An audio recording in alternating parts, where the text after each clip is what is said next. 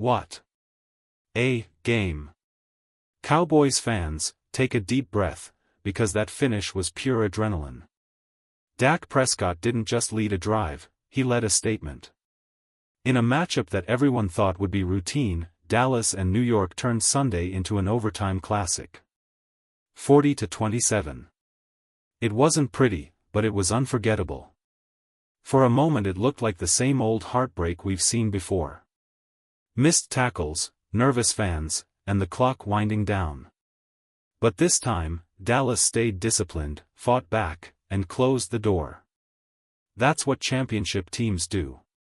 Before we dive into the rest of the latest Cowboys news, make sure you subscribe to the channel, hit like, and don't forget to press the bell icon so you never miss a big moment. Let's move on to the new news. And here's the real takeaway: even without adding a huge new defensive star, the Cowboys found a way to outlast a division rival in crunch time. It was ugly, it was exhausting, but it was also a glimpse of a team that refuses to fold under pressure. If you're a Cowboys fan, that's the energy you've been waiting for. Cowboys Nation, that finish was enough to leave every heart in Texas pounding. It shouldn't have been so tense, but it was. And in the middle of the chaos, Dak Prescott rose up like the leader he's paid to be. The doubters can keep quiet for a while, this was number 4 at his finest. And let's talk about Brandon Aubrey. Calm, steady, flawless. Every time his number was called, he delivered points when Dallas desperately needed them. It's no exaggeration to say he helped drag the team over the finish line. Even Jerry Jones looked like he'd been through a heavyweight fight in the owner's box. But that's the kind of win that forges belief. The offense sputtered early, then caught fire and simply refused to cool off. When it mattered, Dallas found rhythm, balance, and attitude, and that's exactly what you want to see from a contender. If this is the version of the Cowboys we're getting this season, buckle up. It's going to be a ride.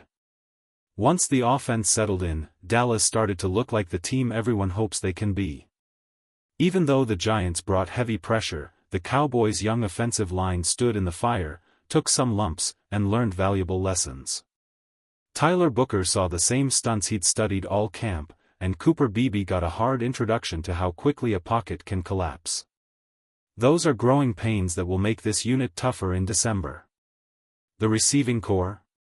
Electric. CeeDee Lamb posted another 100-yard game, George Pickens hauled in a touchdown with 68 yards, Cavante Turpin found the end zone on a 47-yard grab, and Jake Ferguson added 78 more through the air. That's balanced, dangerous production. And then there's Javonte Williams. Physical, relentless, explosive. He ran with the kind of energy that changes a team's identity: 18 carries, 97 yards, a 30-yard touchdown, and a 5.4-yard average. Plays you only make when you love the game and refuse to be stopped. At this point, he's earned every starter's snap he can handle. This is the version of the Cowboys that can grind, explode, and wear you down all at once, and it's a thrilling sight for fans. Javonte Williams just keeps proving himself.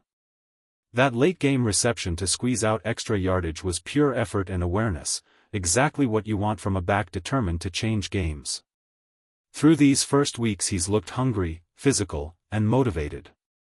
In a 1-2 punch backfield, no matter who lines up next to him, Williams has earned his spot. The way he runs, you can't help but be reminded of the late, great Marion Barber, the same fearless style, the same refusal to go down on first contact. But let's be real, this thriller was both a rush and a reality check. Dallas walks away 1-1, a win in the column but plenty to clean up. Jalen Tolbert is a prime example. He made a clutch catch to extend a drive, then hurt the team with a drop and an unsure moment on special teams.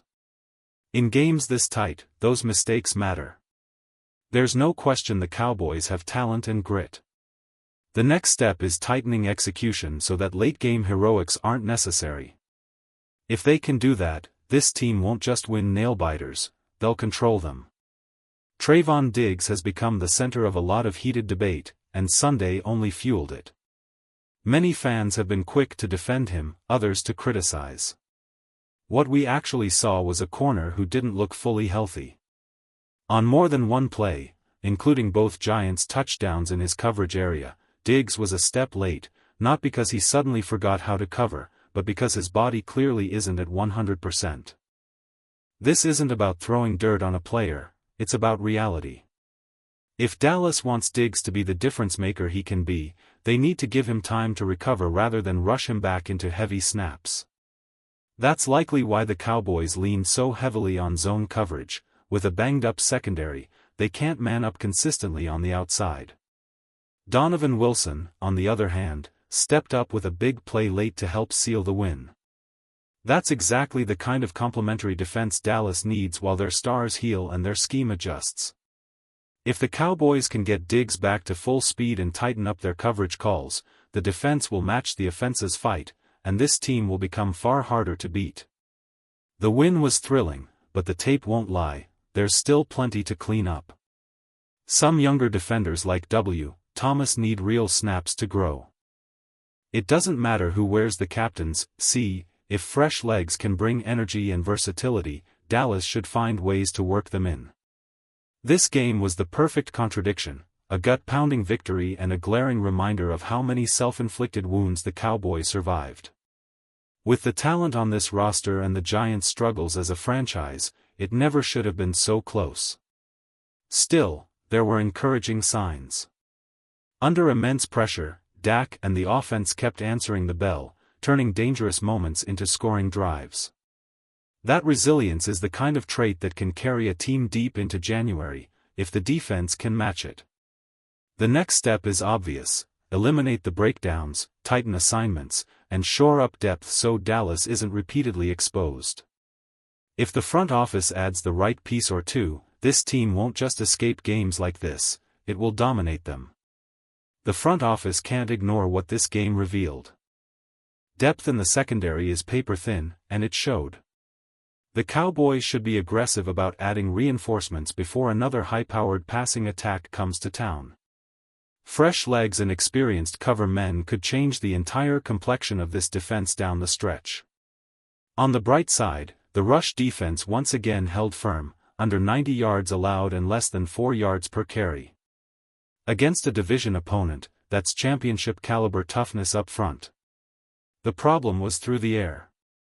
Joel Robinson torched the secondary for 142 yards and a score. Malik Neighbors looked like a star in the making with 167 yards and 2 touchdowns. Dallas spoiled his breakout night, but it was far too close for comfort. The good news? This offense can hang with anybody.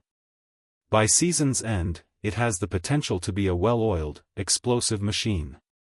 Dak and his playmakers have already shown they can respond under pressure. Now it's about building a defense that can close the door just as forcefully. For Brian Schottenheimer, this was a debut win he and Cowboys fans won't forget, a gut punch, edge-of-your-seat victory that will be talked about for years. But if Dallas wants to turn thrillers into statements, it's time to shore up the back end and take control of games before the final whistle. Brian Schottenheimer's first win as play-caller will be etched into Cowboys lore. September 14, 2025, an overtime battle against the New York Giants decided by a Brandon Aubrey field goal, 40-37. Pure drama. Nari's Leafaw deserves more snaps. His energy and upside jump off the field, and Dallas needs to unleash every defender capable of making an impact. And then there's Dak Prescott. He's not just managing games, he's carrying them. On a night filled with drops, pressure, and chaos, he still found ways to make winning plays. That's what a top-5 quarterback looks like. Very few in this league could have dragged their team to a win under those circumstances. The offensive line had a humbling experience, taking lumps against a Giants front they were expected to handle. Those teachable moments will pay off later, but they were costly in real time. On defense, Kenny Clark continues to be a stabilizing force up front, anchoring one of the league's stingiest run units. But the secondary remains the glaring weakness. Even against a struggling Giants offense, Dallas gave up too many chunk plays through the air. If this team wants to transform tight escapes into comfortable victories, the back end has to be fixed and a true edge threat added. The most frustrating part of Sunday wasn't just the scoreboard, it was watching a depleted Giants offensive line give its quarterback time to throw deep. After the way Dallas rushed the passer last week, that simply can't happen again. Still, there's a reason to feel optimistic. This was exactly the type of game past Cowboys teams would have lost. Instead, Brian Schottenheimer's offense stepped up, Dak Prescott kept his poise, and Brandon Aubrey once again delivered when it mattered most. Those are signs of growth and resilience. The defense did make a key takeaway at the end, but it was the offense that truly saved the night. That's why the mood in Cowboys Nation is equal parts relief and excitement. Relief because obvious weaknesses still need to be fixed, excitement because this team just proved it can gut out a win even when things go wrong. For a fan base used to heartbreak in games like this, that's a major shift. And if Dallas cleans up its flaws while maintaining this kind of fight, they won't just survive close games, they'll start dictating them.